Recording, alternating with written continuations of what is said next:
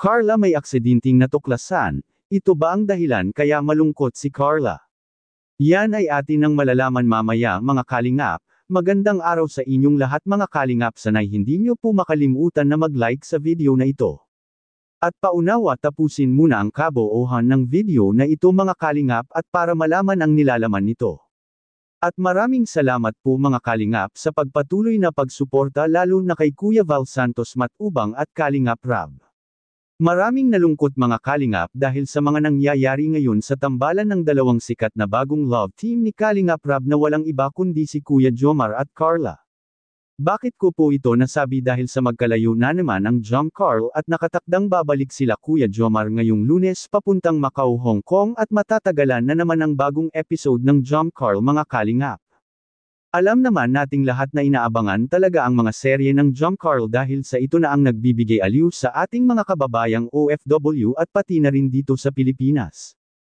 Ito ang nagsilbing libangan nila at kaya ito lang ang palaging inaabangan ng lahat ang bagong episode ng Jom Carl.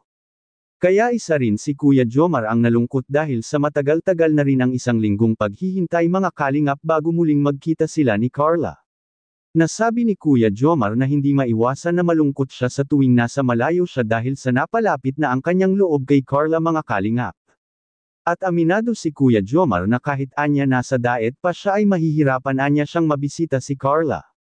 Ano pa kaya kung nasa malayo siya, kaya hindi maiwasan ni Kuya Jomar na ang makaramdam ng kalungkutan sa tuwing magkalayo na naman sila ni Carla. Dahil sa ngayon pa na alam natin na napalapit na ang loob ni Carla kay Kuya Jomar ngayon mga kalingap. Dahil sa mapapansin natin sa nakaraang episode ng Jom Carl ay halatang namimiss talaga ni Carla si Kuya Jomar noong sila ay nasa Hong Kong pa ito. At lalo pa ngayon mga kalingap na ang tatay ni Carla ay nasa hospital pa ito at talagang kailangan ni Carla ang mga taong katulad ni Kuya Jomar para magpalakas sa kanya. At pinayohan naman ito ni Kuya Jomar na bibigyan anya niya ng panahon si Carla kung sakaling tatawag ito sa kanya habang nasa malayo pa siya. Mapapansin natin kay Carla mga kalingap na parang hindi na niya kayang malayo si Kuya Jomar sa kanya. Makikita lamang natin ang mga naramdaman na ito kung mahal mo ang isang tao. Kaya masasabi kong si Carla ay parabang napamahal na ito kay Kuya Jomar mga kalingap. At Carla may aksidenteng nalaman pa tungkol kay Kuya Jomar. Ano kaya ito yan ay atin nang malalaman ngayon mga kalingap.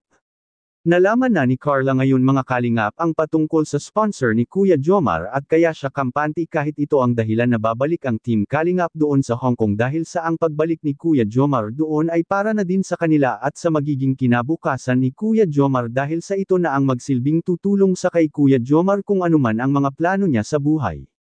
Sa kabilang dako naman ay nalaman ni Carla ang katotohanan na si Kuya Jomar ay isa pala itong single at walang girlfriend at inamin niya kay Carla na nagkagusto talaga siya kay Carla sa totoong buhay.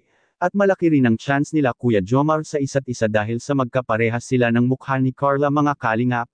Ano po ang masasabi niyo po tungkol dito? Please comment and God bless you all.